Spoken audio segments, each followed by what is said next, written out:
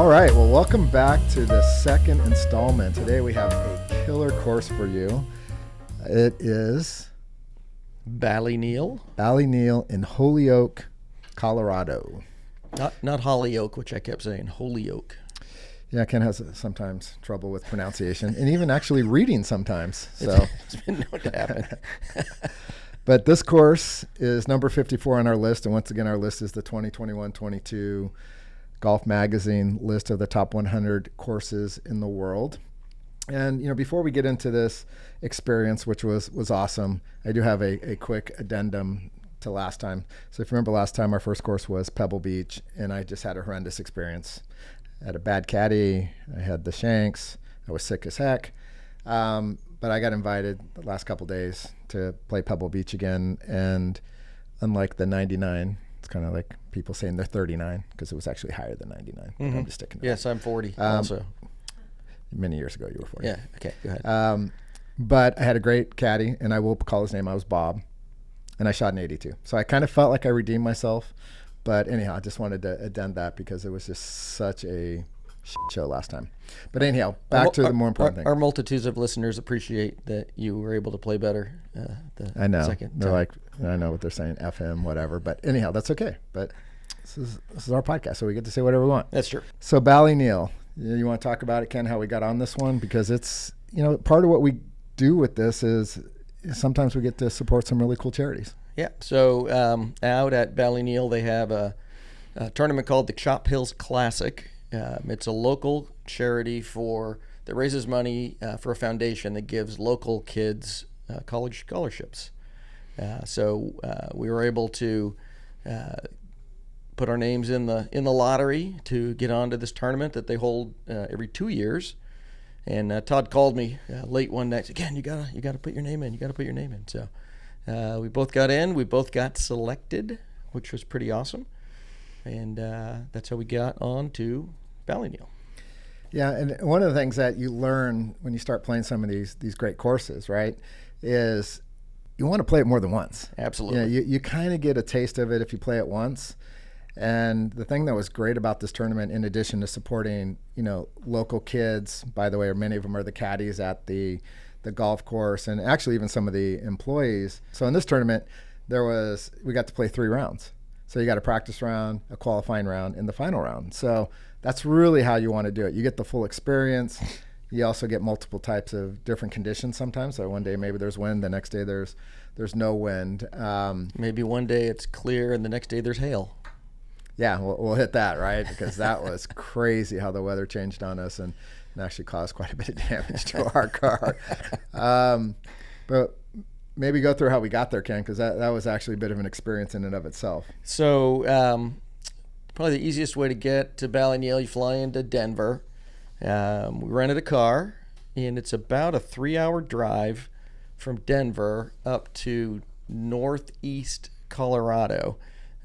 In these sand dune areas that I never knew existed in some of these states, but it's about a 3-hour drive, and we're heading out there.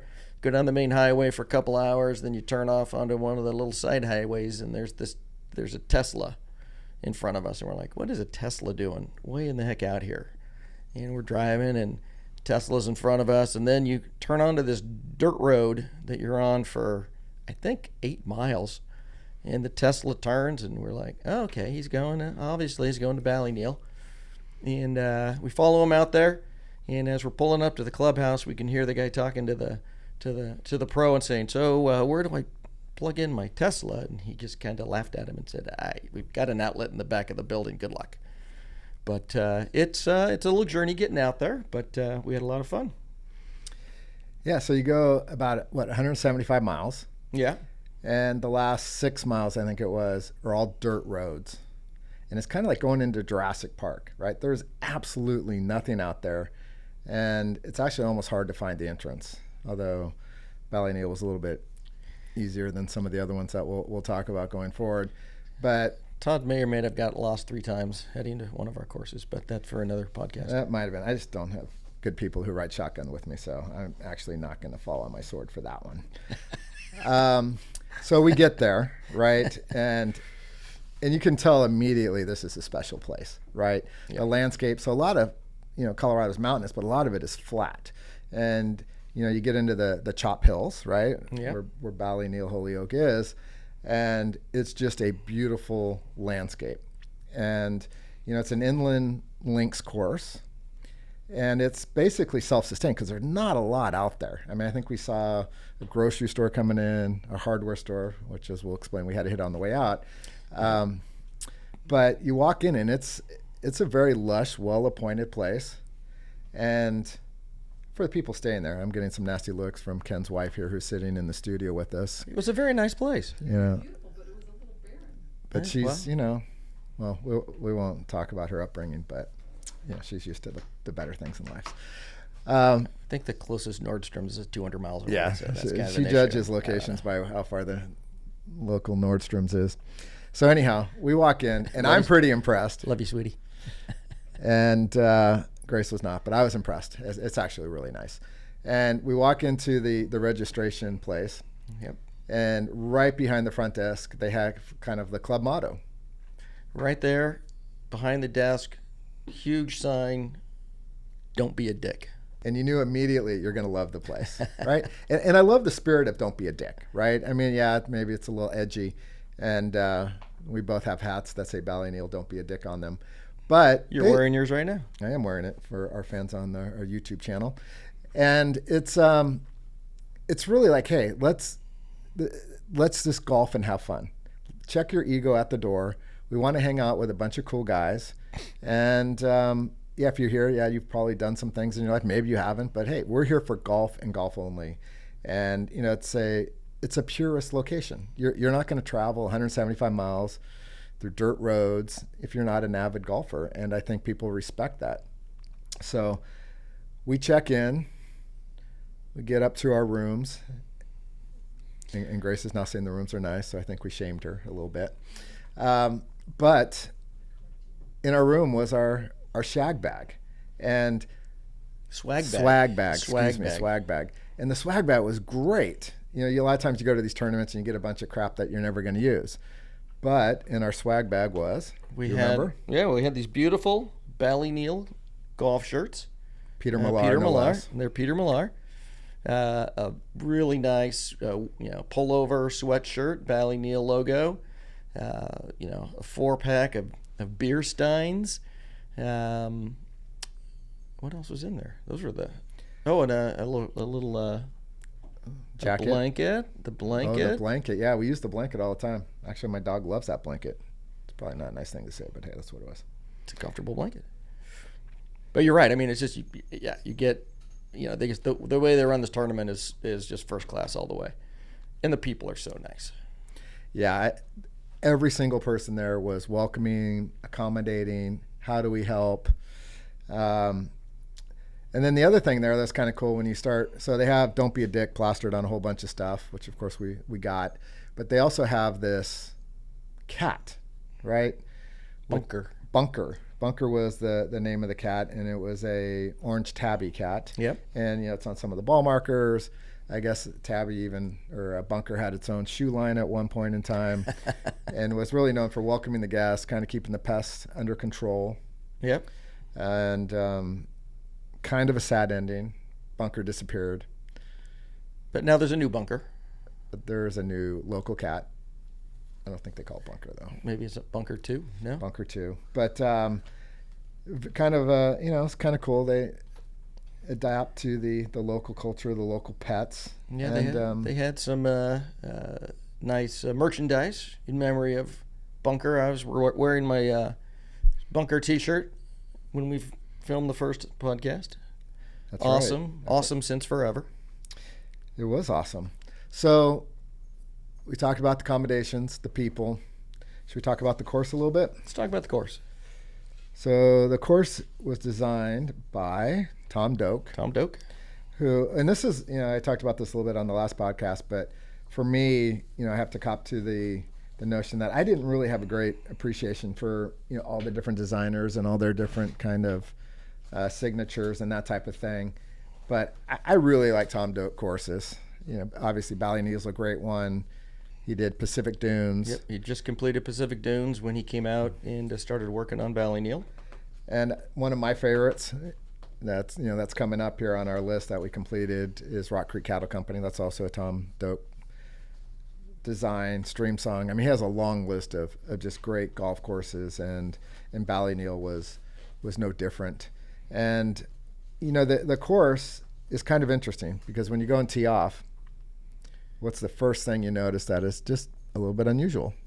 Well, there's a couple things that are unusual, but one is that there's no tee markers. There's just an area to tee off from, and so the yardage can vary, crazily from day to day. And because of this, there's no NCGA rating for this golf course, which is wild, right? I mean, I like posting my score. I love posting my score, and I think part of the other reason they don't have the course rating is the course can change dramatically based on the weather. And that was one of the things they said, if there's no wind, this course is very attackable. If there's a lot of wind, good luck. And, since we were able to play 3 rounds, we saw all the conditions, especially on the last day, the tournament day. Yes. So the first hole is it's a beautiful hole. It's a par 4, if I remember correctly, and yes, it was. But you have a very long forced carry. And everybody's watching you. Yeah. And I think we all striped our tee shots. I think we did off good. Of that one, which was kind of a good omen of things to come. And on the first hole, I didn't have a great round. It wasn't as bad as Pebble, but it was okay. And it was a practice round, so you're learning, right? And you're kind of trying different things. But I was able to get a par on the first hole. I did not. You had a double bogey. I got better though as the rounds went by. So you did, and we all did. And that one wasn't too bad. And we had a cool caddy, right? Thanks for calling me out on my quadruple double par bogey. Thank you. It was a double bogey. It wasn't bad. All right, I thought you said. It was okay. And give us some of your Ken did see all of the golf course, by the way. So at Ballyneal, there is no out of bounds. In addition to no tee markers, there is no out of bounds.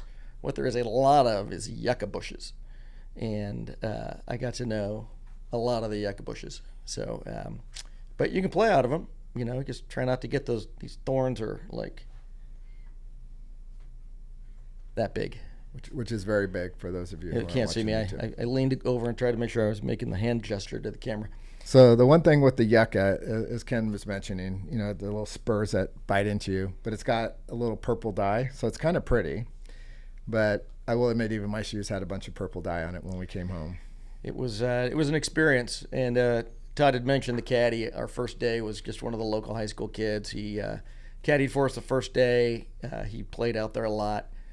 Great course knowledge, but he was taken off because he had a track meet over the weekend. That's a little small high school there, and a lot of kids come and caddy. But just all really good kids. And they were, they kind of judged the level of caddies by how many seasons they'd worked there. So most of them aren't your really good golfer that's going to be a +1 or +2. Yeah. But they were just good kids carrying bags, good conversation. Yeah, for this event, and that's what you want. You're supporting the local kids with the charity, and then you get to support them a little bit more by giving them a nice tip at the end of the day after they've carried your 50-pound bags around for 18 holes. Yeah, really good kids. And the other thing with the yucca is you actually don't lose many balls out there. It's true. I mean, I don't usually lose balls, but some of the others do. But you can find it, but there's a price. I've been known to lose a ball or two. But we need to backtrack a little bit here. So Todd was talking about how beautiful the scenery is and the location for Ballyneal, but what he left out was that it was the opening weekend of the season for Ballyneal, and it was very brown. The fairways hadn't quite grown all the way in yet, so it was brown, and I don't know. I believe the word you used was ugly. Yeah, I'm going to lose all credibility, but it's true. So let's be authentic here, right? It wasn't what I expected. I'm thinking rolling hills of Colorado, greenery, all that type of stuff. And that's not what this course was at this point in time in the season. And like I said earlier, as we went on this quest or journey, first of all, I didn't have a lot of appreciation of the different types of architects. Now I do. And, the vast majority of the courses I played before, like Pebble Beach, right? Greenery, plush, not link style courses, because where we live, there's not a lot of them. And now that we've been able to play a lot of links courses, you get a better appreciation for the design of them, the way you're supposed to play them, because they can be totally different, the wind elements and all that type of thing. So I will admit, my first impression of the golf course was not great. And I really wish I had played this course much longer into our journey, right? Yeah. Because it was number 2. And now that we've played a bunch, I'm actually going to go back and play it again, because I don't feel like I got the full experience now that I've kind of maybe we'll developed and have to go back to the Chop Hills Classic. Yeah, it's every 2 years. So the next one I believe is next year. Except it'll be at the beginning of the season, so it'll be brown again. That's right. But as we've talked about before, we've met a lot of really cool people. Yes. And in our journeys, I've met a member at Ballyneal now, so he will be able to help us get on and do that. Oh, so there you go. What's cool about all of this, even just the quest for 100, right? You just meet a lot of really cool people along the way, and it's also good conversation starter, right? Like if you're at a party and you don't know what to talk about, you can always say, hey, it's we're going after the top 100. It's 2 couples, which is kind of unique, and people get really interested in it, right? It's like, well, how are you doing it? Which ones have you done? What are your favorite ones, etc. And as you know, in the golfing community, people like to help each other out. For the most part, they're really good people. Yeah, there's a few assholes along the way, but vast majority of them are really good people. And when we were playing in this tournament, we met this other couple, Bruce and Julia. And Bruce and Julia are also going after the top 100. Now, he was further along in his journey. I think he was in the 60s. mid-60s or something like that. 60-something, yeah.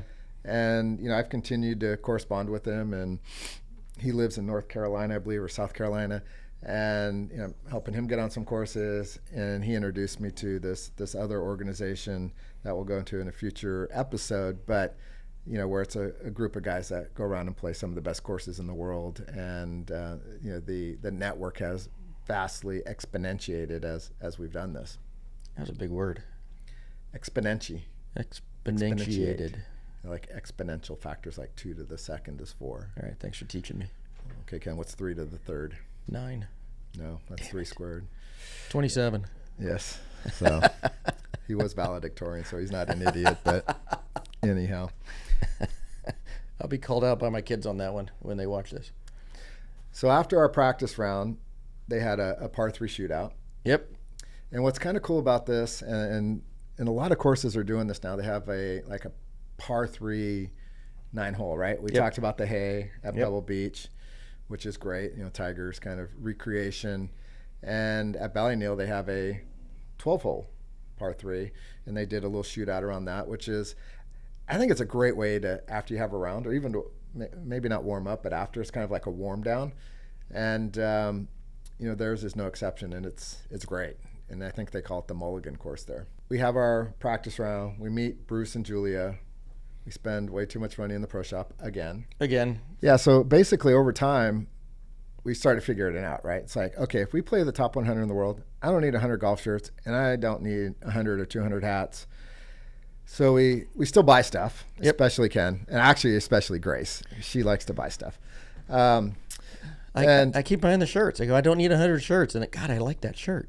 It's a really nice shirt. Yeah, you're just as bad, actually. I am. You guys have bought way more crap than we have. But it's hard. You're in the moment. You have a good time. You like the experience, so you want to commemorate it. But one of the things we have done, or try to do to the extent they have them, is build out a poker chip set from all the courses. And, we got one from Ballyneal. We certainly got them from Pebble Beach. And so we have the chips, and then the ball markers. Ball markers, yep. We're definitely getting those at every course. You can hear me rattling my chips here. I can hear it. What else have we got, Ken? The chips, the ball markers, lots of shirts and hats. You have a nice putter cover from, of course, we'll talk about it another. Oh, that's true. The other thing we have gotten is golf balls. Oh, yes. And then we have a golf ball rack. So we haven't done it yet, but the vision is to get a map of the world and put all of the ball markers there to kind of commemorate where we've been. Hasn't happened yet, but we'll get there. Yep. The golf ball case is filling up a little bit, so that's good. It is. It's really good.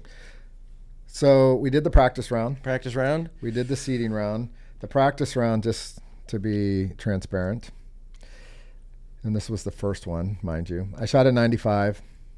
That's really painful. Kathleen shot a 93. I think I didn't realize that till I looked at the card, but she beat me. And I don't think that's ever happened. Good job, Ken. I thought about not bringing that up, but hey, let's be authentic here. Ken shot a 110. Ow, ouch. Yeah, that was ugly. Ken is put a U, well below that. Put a U next to that. You know, the first time we play course, it's unfamiliar. So unfamiliar. 110U. Yeah, and it was, tighter fairways. It's just different, right, than what we were used to. And Grace was greater than 110. So I'll be nice to her. I've been kind of picking on her on this one. So, but she was walking in a cast. Let's not forget that. Yeah, it was on a crutch. A crutch. It was a bum knee. Oh yeah, the cast came later. That's right, at the beginning of it. Yeah, so yeah, that's right. Grace is like our walking wounded. So this was the bad knee with a crutch. Okay, the cast comes later. I forgot about that. 30, 18, 30, 70. I mean, 54 holes on a crutch. That's pretty impressive. It was pretty impressive. Yeah, and she did really well. So one of the things I'll throw out is we're talking about the weather, which we'll get into again at the end of our discussion here. But we heard this hilarious story. So the practice round was in the afternoon of the day we got there. The next day were the seeding rounds for the tournament, for the 3 flights in the tournament. We had a morning tee time, so that was good. We got up, hit the course, went in, had lunch. We're just sitting there having lunch, and we hear that out on the golf course it's raining sideways, and everybody is seeking refuge in the little storm shelters. And we were just in the clubhouse having a beer and some food, Yeah, the weather changes quickly. Yeah. So bring your gear for all weather conditions. Yep. It is a links course. It's inland, so maybe it's a little different than Scotland and some of the others, but it changes dramatically, and it can change within minutes. So we have the tournament day. We do the seeding round. So they break us into 3 flights. And, so the first 2 days, the 4 of us got to play together, which is great. As it turns out, Todd and Kathleen qualified for flight 2, and Grace and I did not. We were in flight 3. So that's true. So we did get split, which was kind of a bummer because we like to do all these together. But we did get to play 2 rounds together, which was good. So on this final day, the wind is whipping. And for the men, they wanted to give them the full experience. So they had us play from the tips. And oh my God, is that course hard. And the benefit that we had is that the women got to play up. And Kathleen can hit the ball pretty damn far. Yes, she can. So for example, the number 17 from the tips is 481 yards. And it's a par 4. And into the wind, I striped my driver. Uphill. Kind of uphill, yeah. Both ways. I striped my 3-wood, and I was still 100 yards short. And I can hit the ball decently, right? My drives are usually 260-ish, so not huge off the tee, but not bad. And Kathleen got there in 2, which was great. And she actually got a net par on the hole, which I'm pretty sure she was the only one that got a net par the whole day. And when it came to the tournament, we ended up doing actually pretty well. You guys did all right, yeah. So, yeah, in the tournament, let's see, who won that second flight? They did pretty good. Oh, yeah, it was Todd and Kathleen. We did. I didn't want to brag. Well, I'll brag for you. It was really Kathleen, though, if I'm being honest. She kind of carried the day. We were actually tied for first, truth be told. But the tiebreaker was number 17. And that's what won it for us. But it also, not only did we tie for our flight and got first because of the tiebreaker, but that was still the highest score of anybody in the tournament. Even if you looked across all the flights net of the handicap, it was the highest score. And they were net scores. And, we go to the tournament, after they had, the award ceremony, and they actually had good awards that they gave us. Yeah. And they gave us 2 of everything, so we didn't need it. So we gave the other half to Ken and Grace, but it was like a nice Ballyneal ice bag, what do they call it when it's a smaller golf bag that you It's a little like it's tote bag a almost, little carry bag, small, whatever. Yeah. Yeah, I mean, it was just tournament was just really well done, and I just encourage you all if you want to play Ballyneal, the Chop Hills Classic is the way to do it. And they had an auction, charity auction as part of the dinner, where we were able to get another round for a course that's coming up at Prairie Dunes. Prairie Dunes, and it was so we got to further support the local charities, and we wanted to do a Midwest tour, and Prairie Dunes was on this list, and we're like, great. And when you look at Colorado, obviously Ballyneal's the number one course in Colorado. There's Cherry Hills, but it's actually not on our list. I think it used to be on the list, but another great course. And that kind of set the stage for our next leg of the journey, which was a Midwest tour, which we'll cover in our next podcast. Yeah. So we get our awards for the tournament, and then they also had a putting tournament. Oh, I forgot about the putting tournament. And you got so many balls, and you paid for it, and you got to go to the end.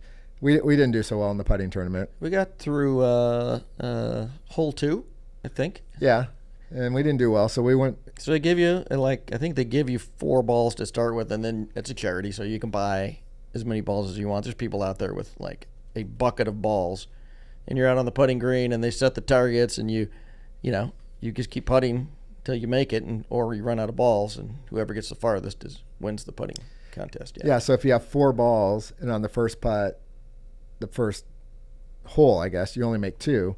Then you take those 2 balls and go to the next hole. That's right. So it's kind of a last man standing thing, but you can buy more balls along the way, and they're pretty.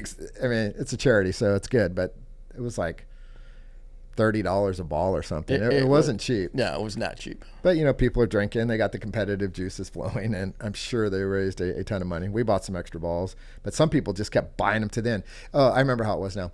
So the first hole you could buy balls for say like $20 extra, but it went up each hole. So if you got to the 5th hole, it was like $250 per ball, because now you were getting down to the finals. And it's all coming back to me now. So you started. There was 1 hole, and like the first round you were like at 3 feet. And then the next round you were at 6 feet. And then the next round you were at 10 feet. And they just kept getting you farther and farther and farther away from the hole and see who could make the longest putt with their last ball. That's right. Yeah. That's right. So actually a really cool way to do it. I've never seen it since then, and I thought they did a good job. So needless to say, even with my Scotty Cameron putter, I think I only made it a few holes. Do you hit a Scotty Cameron putter? I do. I love my Scotty Cameron putter. Okay. We almost forgot to get that plug in. I know. There's only so much a putter can do. At some point, you have to have some talent. But I do love my Scotty Cameron swag and putter. And we go back in to have some cocktails, right? Good weekend. It was the last day. We went back in. We're going to grab some lunch. Yeah, we probably had a cocktail. But we had to leave. Well, so we're sitting inside the bar having a few drinks, and what happens? So we're in the clubhouse having lunch and a drink, and Grace and Kathleen were going to go take the stuff out to the car. So they take the car around to the pro shop where the clubs are all being stored, and Todd and I walk out of the clubhouse, and the hailstorm of all hailstorms comes in. I mean, the hail was bouncing off the putting green and like creating it looked like snow almost. And we stood there, and we could see the ladies all the way across loading up the car, and we went, yeah, we're not going over there yet. Yeah, I mean, you were getting soaked and you were getting pelted. I mean, it hurt. It did.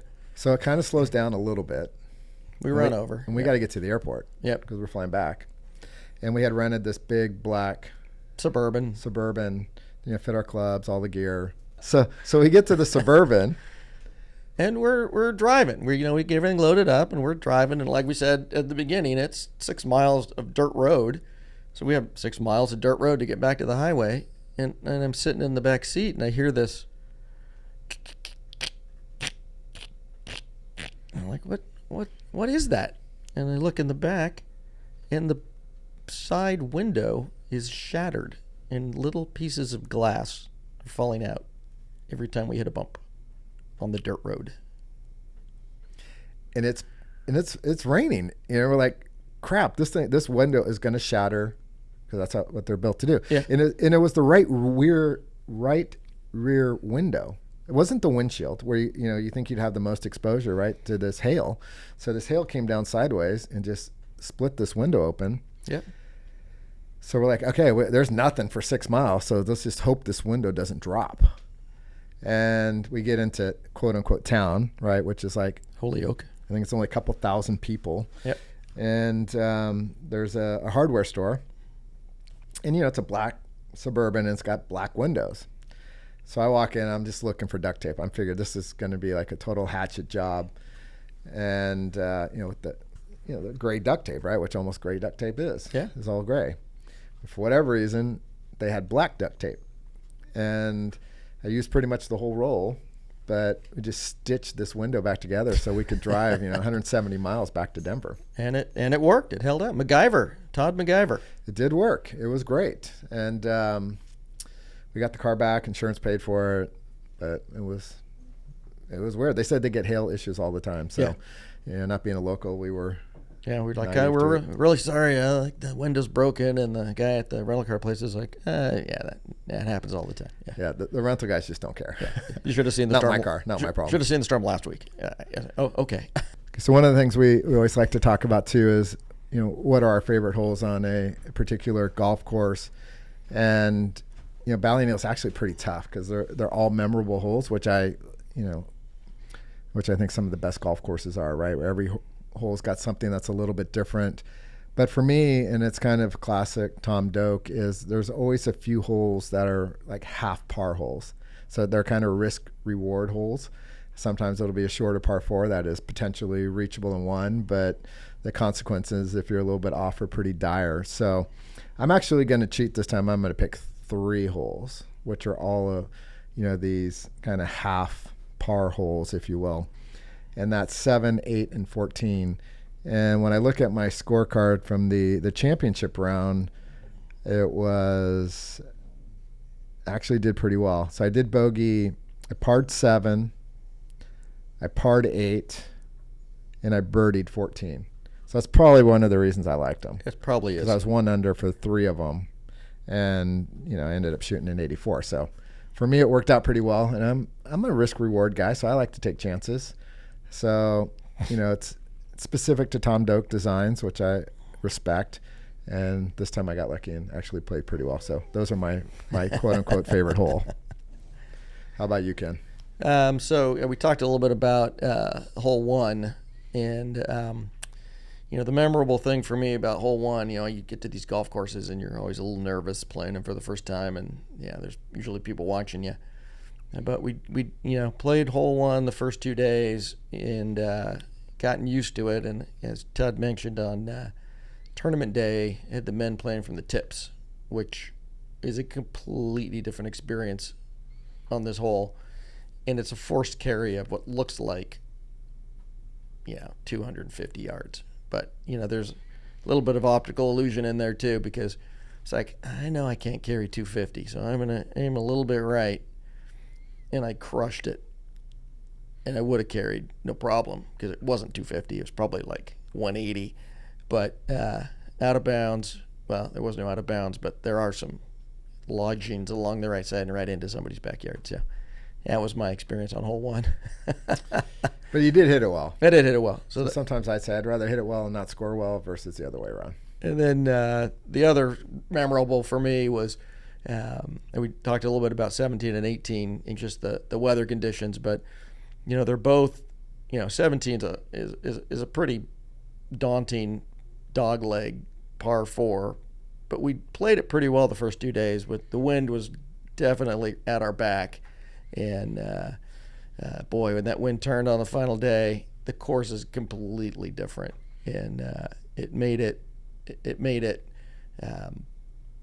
memorable, I will say.